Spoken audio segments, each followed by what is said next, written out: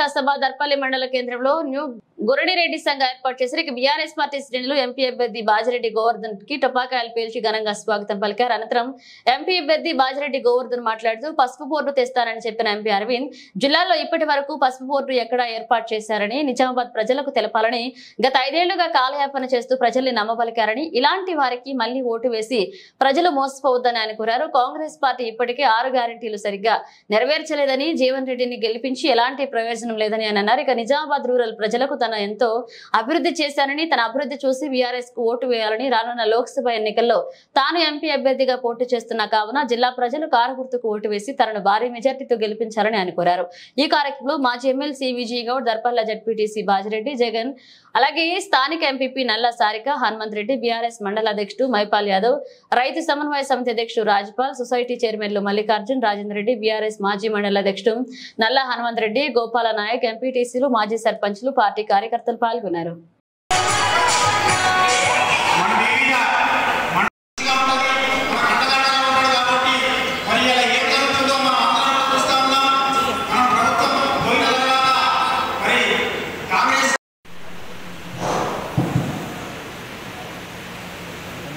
ఈరోజు BRS party Lok Sabha ఎన్నికల సమావేశం గౌరవనీయులు రాష్ట్ర బీఆర్ఎస్ పార్టీ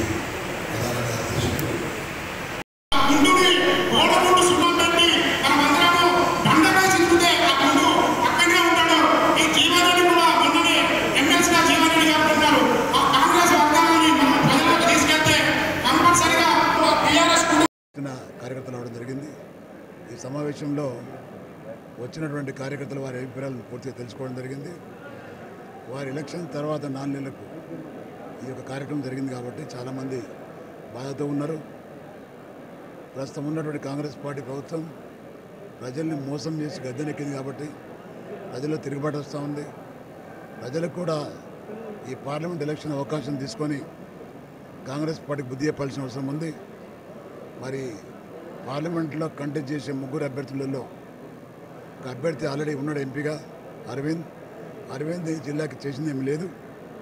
మరి వడ్డీ అబద్ధాలు చెప్పుకుంటూ కాలం గడిపింది తప్ప మరి ఏమాత్రం కేంద్ర నిధులు కానీ ఇతరత్ర ఏ నిధులు కానీ తీసుకురాలేదు. కాంగ్రెస్ పార్టీ నాయకులు పచ్చి అబద్ధాల కోరులు. రేవంత్ రెడ్డి అనే వ్యక్తి ఎన్నికల హామీలు మోసం చేసి హామీలు ఇచ్చి ఒక హామీ కూడా అమలు చేయకుండా మరి ఈరోజు తప్పించుకొని తిరుగుతూ ఉన్నాడు కాబట్టి వాళ్ళ క్యాండిడేట్ కూడా ఈ ఎన్నికలు తగిన బుద్ధి చెప్పాలని చెప్పి నేను కోరుతున్నా. బీఆర్ఎస్ పార్టీ కేసీఆర్ గారి ప్రభుత్వంలో ప్రతి ఒక్కరు సస్యమలంగా బతికిండ్రు. పంటలు కానీ ప్రజలు కానీ సుఖంగా సంతోషంగా ఉన్నారు.